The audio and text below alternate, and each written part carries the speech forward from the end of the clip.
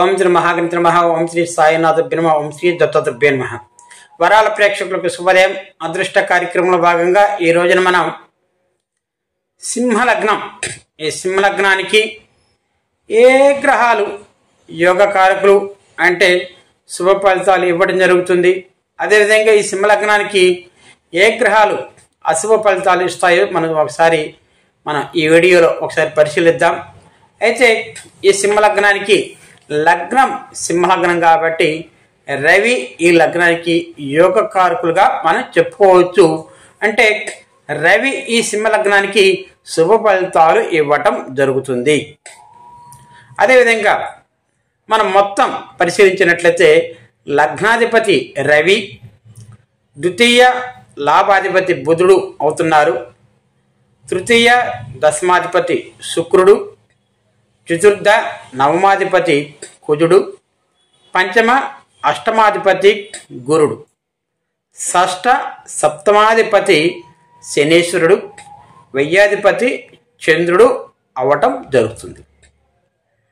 కాబట్టి లగ్నాధిపతి రవి సింహలగ్నానికి యోగకారకుడుగా మనం చెప్పుకోవచ్చు. అంటే మంచి ఫలితాలు ఇవ్వటం జరుగుతుంది. వ్యయాధిపత్యం మంచిది కాకపోయినా చంద్రునికి రవికి ఉన్న స్నేహం వలన ఈ లగ్నానికి శుభ ఫలితాలు ఇవ్వటం జరుగుతుంది.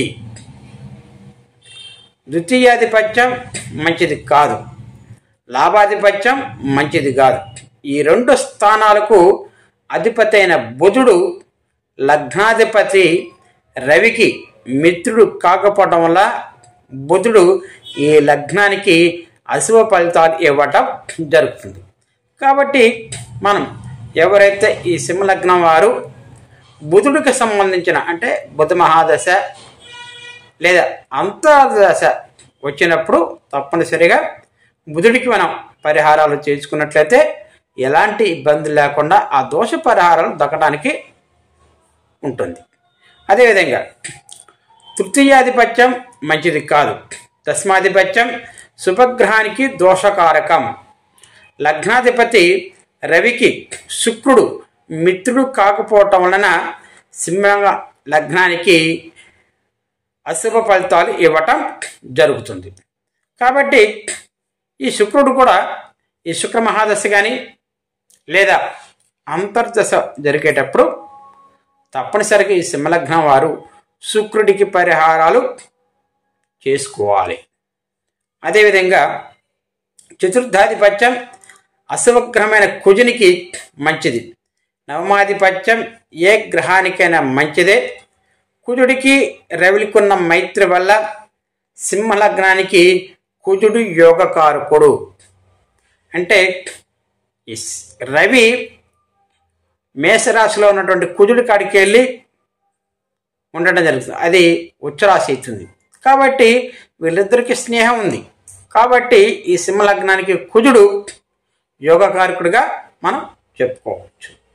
పంచమాధిపత్యం గురువు లాంటి గ్రహాలకు మరింత మంచిది. అష్టమాధిపత్యం ఏ గ్రహానికైనా మంచిది కాదు. గురువుకి రవికి ఉన్నటువంటి విశేషమైన స్నేహం వల్ల అష్టమాధిపత్యం దోషం కొంచెం తగ్గి సింహలగ్నానికి గురుడు సమ ఫలితాలు ఇవ్వటం జరుగుతుంది. కాబట్టి ఇక్కడ మనం పరిశీలించినట్లయితే రవికి గురుడికి ఉన్నటువంటి మైత్రి వల్ల ఈ గురు మహాదశ వచ్చినప్పుడు శుభ ఫలితాలు అయితే మరింత శుభంగా అశుభం చేయకుండా ఉండడానికి ఆస్కారం ఉంది.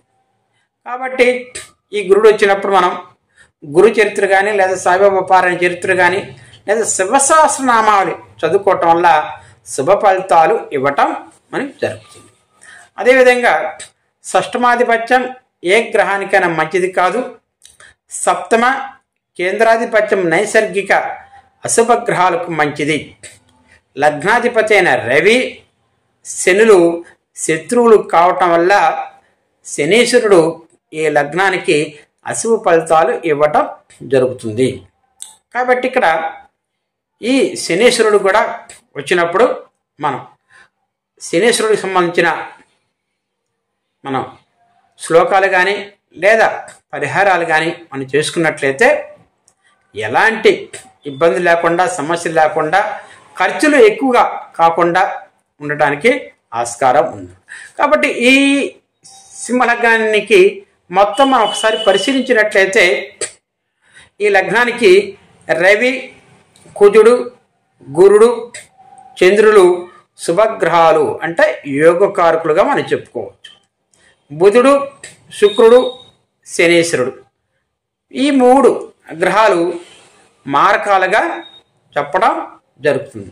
కాబట్టి ఎవరికైతే ఈ సింహ లగ్నం వారికి బుధుడు, శుక్రుడు, శనీశ్వరుడు వీళ్ళిద్దరూ సమస్యలు రావడానికి ఆస్కారం ఉంది. కాబట్టి వీరు ఈ దశలు వచ్చినప్పుడు వాటికి సంబంధించిన పరిహారాలు, జపాలు కానీ, హోమాలు కానీ, లేదా ఆ గ్రహాలకు సంబంధించిన ద్రవ్యాలు కానీ ఇవి మనం దానం చేయటం వలన ఆ దోషం నుంచి దగ్గడానికి ఆస్కారం ఉంది. మీకు ఎవరికైనా సరే వీటి మీద ఏమైనా సలహాలు కానీ, సందేహాలు కానీ వచ్చినట్లయితే నాకు కామెంట్ రూపంలో తెలియజేయండి. లేదా నా ఫోన్ నంబర్ 9492107110, మరొకటి 9989085102. సర్వే జనా సుఖినో భవంతు.